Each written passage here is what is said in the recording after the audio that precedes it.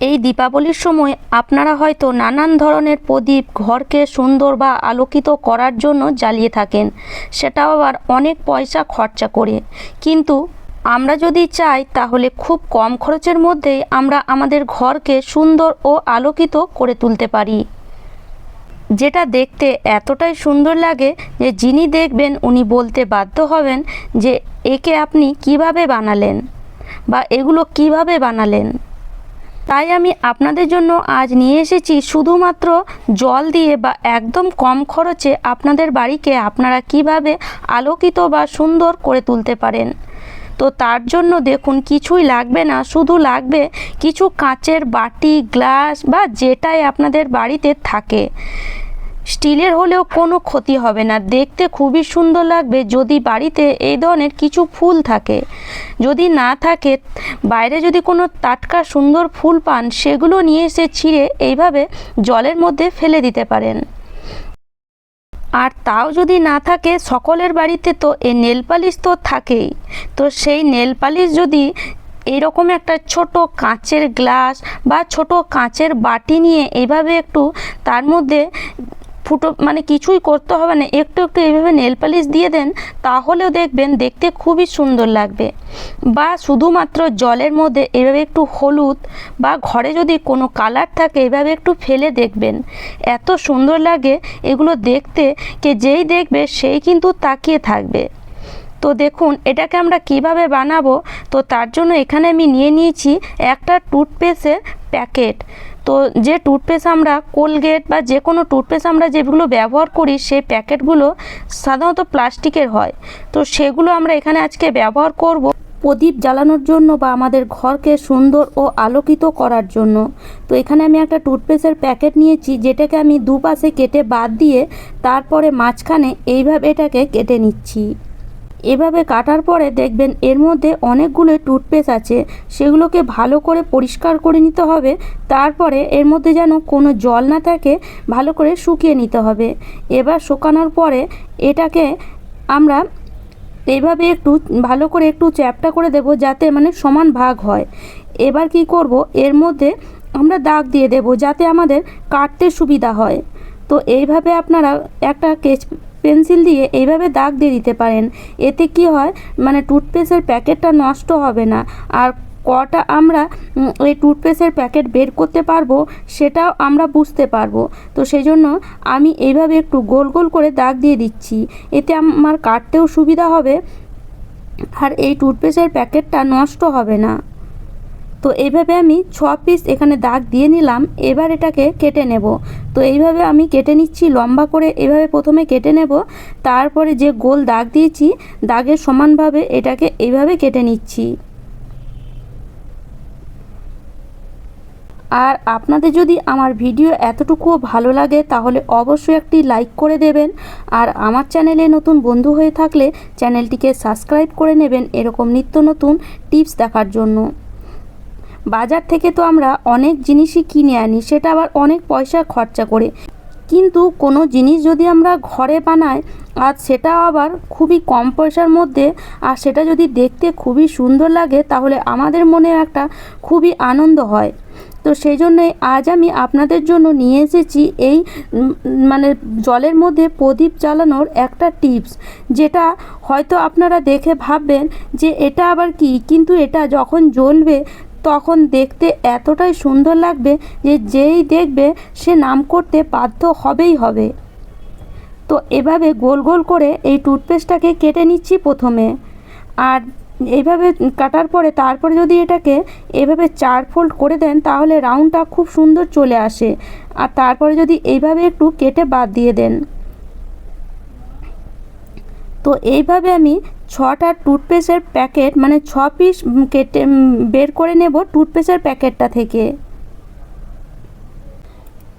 এবার এইভাবে এই টুথপেস্টের প্যাকেটগুলো কাটার পরে এর মধ্যে একটা মাঝখানে ফুটো করে নিতে হবে। তো সেটা কিভাবে করব সেটাও আপনারা অবশ্যই দেখুন, খুবই সহজ পদ্ধতি। এভাবে যে টুথপেস্টের প্যাকেটটা 4 ফোল্ড করেছিলাম সেই টুথপেস্টের প্যাকেটটা নিয়ে আবার এভাবে 4 ফোল্ড করে এই যে মাঝখানে জায়গাটা বেরিয়ে আসছে সেখানে এইভাবে একটু ফুটো করে নেব, এই যে কোণার জায়গাটা একটু এভাবে কেটে বাদ দিয়ে দেব। কেটে বাদ দিলেই কিন্তু সুন্দর একটা ফুটো হয়ে যাবে। খুবই ছোট করে কেটে বাদ দেবেন, কেননা একটু যদি বড় হয়ে যায় তাহলে সলতে ঢোকালে সেটা এপার ওপার হয়ে যেতে পারে। তো সেই জন্য একটু ছোট করে এটাকে কেটে নেবেন। তারপরে নর্মালি যেমন আমরা তুলো দিয়ে সলতে বানাই, ঠিক সেইভাবে সলতেগুলো বানিয়ে নিতে হবে। খুব বেশি মোটাও সলতে করবেন না, আবার খুব বেশি পাতলাও সলতে করবেন না, একটু মিডিয়াম সাইজের সলতে করবেন। আর এইভাবে কিন্তু তুলো দিয়ে খুব সহজে সলতে বানানো যায়, বা বাজার থেকে যদি আপনারা কিনে এনেছেন তো সেগুলোও কিন্তু ব্যবহার করতে পারেন। এবার কি করব, সলতেগুলো বানিয়ে নিয়েছি। এবার এই যে টুথপেস্টের প্যাকেটটা যে ফুটো করেছিলাম সেই ফুটোর মধ্যে এইভাবে এটাকে ভরে নেব। তো দেখুন এইভাবে এটাকে ভরে নিতে হবে টুথপেস্টের প্যাকেটটার মধ্যে। তো সবগুলো প্যাকেটের মধ্যেই আমি এইভাবে সলতেগুলোকে এইভাবে লাগিয়ে দিচ্ছি।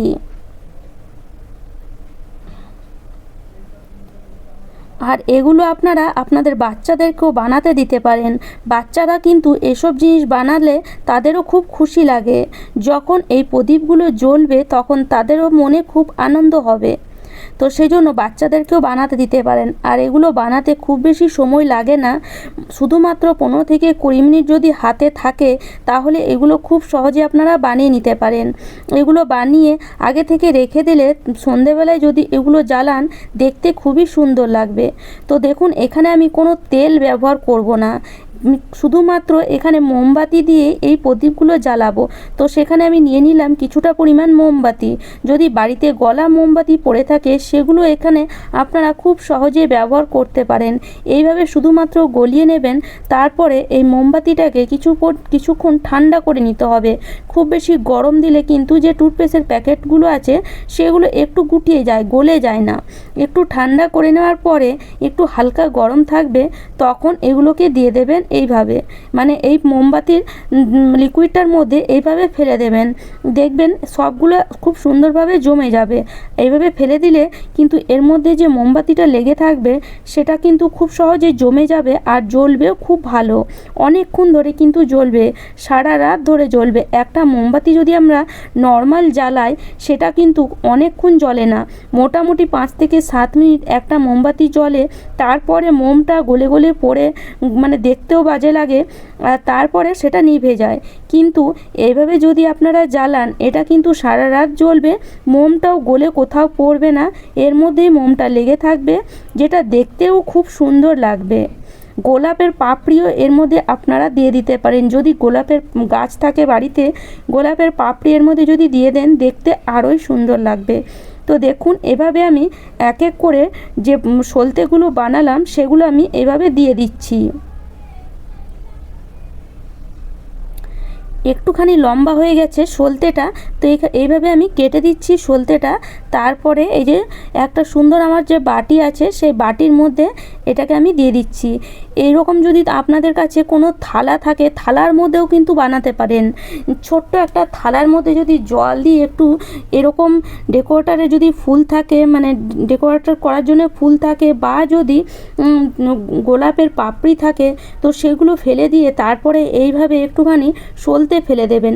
আর তার মধ্যে এটাকে জ্বালালে দেখতে এতটাই সুন্দর লাগবে যে মনে হবে অনেক পয়সা দিয়ে আমরা বাজার থেকে এটা কিনে এনেছি। কিন্তু কোনো পয়সা খরচা করা লাগবে না। এই মোম আমাদের আগের বছরও পড়ে থাকে বাড়িতে, বা অনেক পুরনো মোমও বাড়িতে পড়ে থাকে, সেগুলো আমরা এইভাবে এটাকে ইউজ করতে পারি। এই যে আমি দুটো প্রদীপও নিয়েছিলাম, সেই প্রদীপের মধ্যেও এইভাবে আমি মোমটা ফেলে দিলাম।